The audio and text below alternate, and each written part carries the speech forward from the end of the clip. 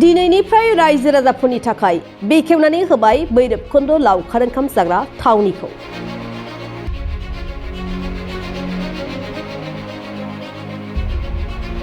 गोजाम बोसोरखौ बिदाय होनाय गोदान बोसोरखौ बरायनाय थांखिजों बे समाव रायजोनि बायदि लावखार ओंखाम जाग्रा थावनिफोराव सुबुंनि होंगो दोंगोखौ नुनो मोननाय जादों।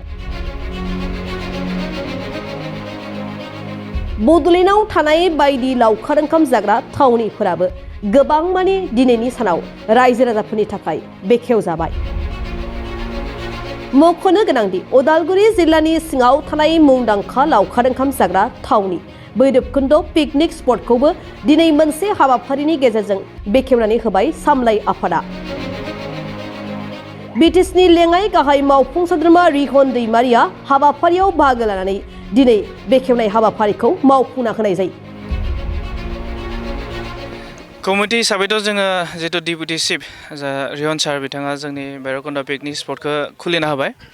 बेयाव एसे प्रेसिडेन्ट हिसाबै आङो गोजोननाय मोन्दों आरो लोगोसे आं खावलायनो सानदों जायफोरा पिकनिक जानो फैयो साफ्रोमबो फैगोन।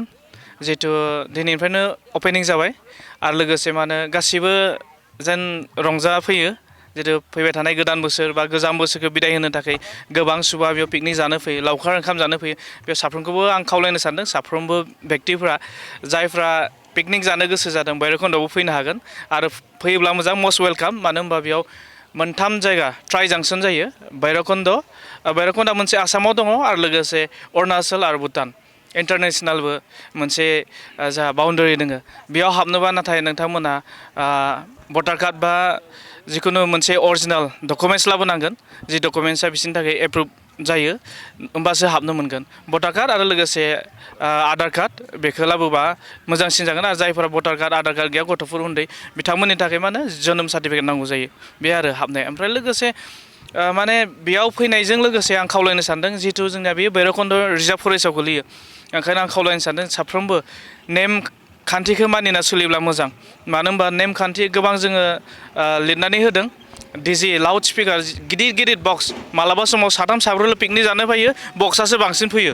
बेफोरबायदिखौ जों एलाउड होनाय जानाय नङा। जिहेतु बेयो नइस पलिउसन जायो आरो लोगोसे बेल' नङा नाथाय हाग्राखौ बा जितु फरेस्टखौ गाज्रि खालामनाय बुस्थुफोरखौ एसे एभयड खालामबा मोजां जागोन जायफ्रा पिकनिक जानो फैयो। आरो जों रुल्स एन्ड रेगुलेसनखौ गोबां जायगायाव होना होखाबाय।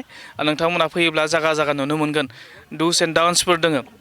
लोगोसे बथल सेफायनायफोरखौबो आं खावलायनो सानदों जायखौ बथल सेफायनाय नुगोन जों हले हेगारनाय नङा आरो। मानो होनबा बेयाव फाइन दङ 1000 फाइन। आरो जुदि बेखौबो होआब्ला हयथ' जानो हागौ जोङो फरेस्ट डिपार्टमेन्टनो जों गथायगोन आरो नङाबा जोङो माखासे प्रसासननो जों गथायना होनाय जागोन। जिहेतु बे मोनसे नेमखान्थि जों खाना होखाबाय। हाबनाय आरो ओंखारनायनि समाथ' जोंहा बेनोसै जोङो 4:30खौनो लास्ट खालामना होनाय जादों ओंखारनायखौ। मानो होनबा बेयाव हाग्रानि मैदेराबो बेरायलाबायबाय थायो। मैदेरल' नङा गुबुन गुबुन जिब जुनारफ्रा बेरायो। ओंखायनो जेन हाग्रानि जिब जुनारफ्राबो जेन उसुबिदा मोना आरो लोगोसे पिकनिक जाग्राफ्राबो उसुबिदा मोनै बायदि ओंखायनो माने 4:30खौ जोङो लास्ट खालामनाय जादों। बेनिफ्रायनो ओंखारलांनांगौ।